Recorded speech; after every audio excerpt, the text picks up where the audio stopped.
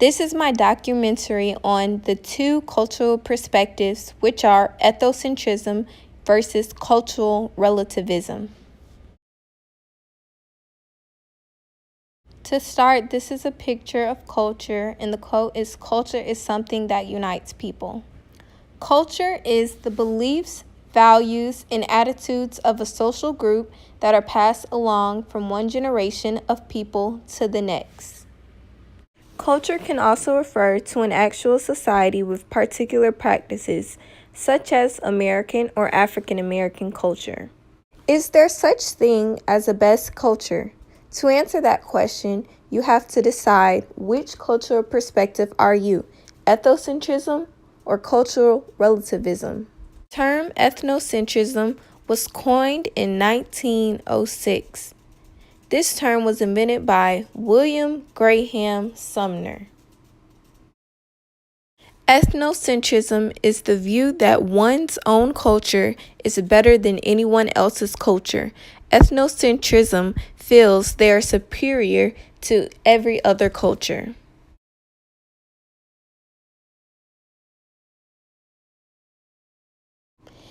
An American-German anthropologist, Franz Boas, established this term in the first few decades of the 20th century, and later it was popularized by his students. Cultural relativism is the idea that a person's beliefs, practices, and values should be understood based on that person's own culture, rather than being judged against the criteria of another. Now we will have real-life examples of these two cultural perspectives and put them to test. In this cartoon, person A is saying, "Hey, try some deep-fried crickets. They're delicious." Person B is saying, I think I'll pass. Thanks." This is a very tricky one to decipher on which perspective it is. But if you guessed cultural relativism, it is. The reason this cartoon was cultural relativism was because person B did not speak down on that person's culture or that person's taste in food.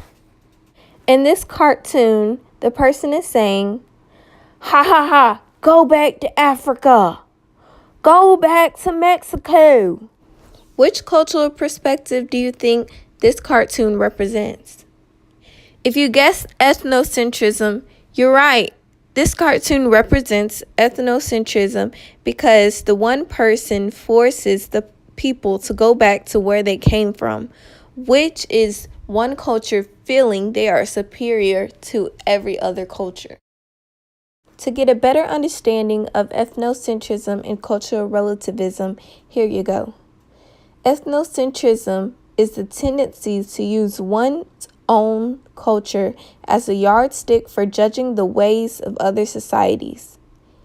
It can create in-group loyalties or lead to harmful discrimination.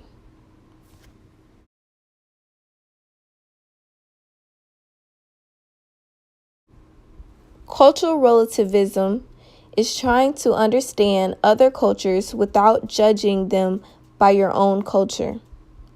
We can analyze how the elements of culture fit together without judgment.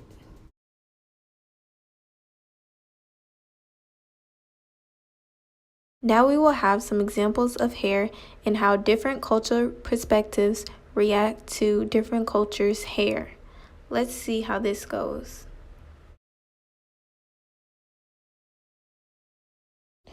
This is a picture of how the African American culture women wear their hair. This picture is of 3 girls, and 2 girls are picking on one of the African American girls' hair. What type of cultural perspective would you think this is? If you guessed ethnocentrism, you guessed it right. That cartoon is an example of ethnocentrism because it is thinking that one's culture is superior to another. Once ethnocentrism people started picking on African Americans' hair, Madam C.J. Walker developed the first perm. African American women felt that they could never fit in with their real hair, so they chose to straighten it to be like other cultures. Now I will show you an example of cultural relativism. This picture shows two different cultures coming together as one because they accept each other. This is a picture of the history of hair and how different cultural perspectives change the outcome of how different cultures wear their hair. This is a visual representation of the different textures of the African American hair. This picture says, I wear my hair in an afro because I think it expresses exactly who I am and exactly where I come from. This picture shows how different cultural perspectives can react to different hair cultures and still for the African American woman to wear their own hair no matter what anyone says. This wraps up my video on cultural relativism versus ethnocentrism.